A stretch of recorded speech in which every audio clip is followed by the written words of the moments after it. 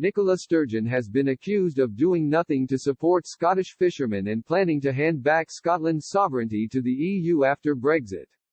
Ian Lakin, former chairman of the pro-UK Better Together campaign in Aberdeenshire, accused the Scottish First Minister of handing back our sovereignty to the Brussels bloc.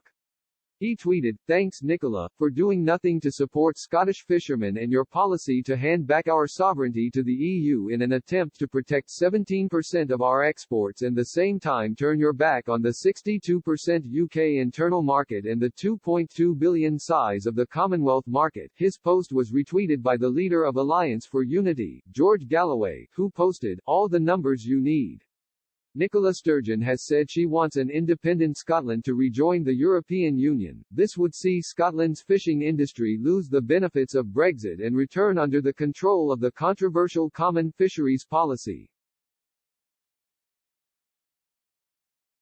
It comes after Environment Secretary George Eustice said Scotland had failed to recruit a sufficient number of health inspectors to check fishing stocks after December 31. All fish exported to the EU in the new year will need a health certificate sign-off by an environmental health officer.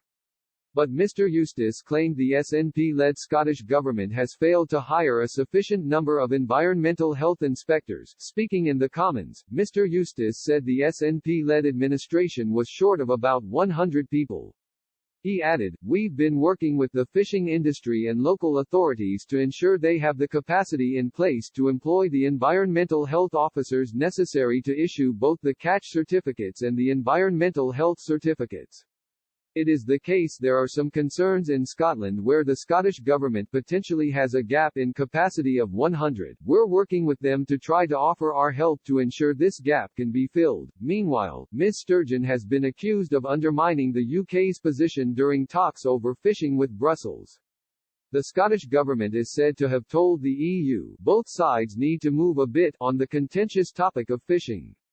Brexit talks continue to falter on the issue of fishing rights.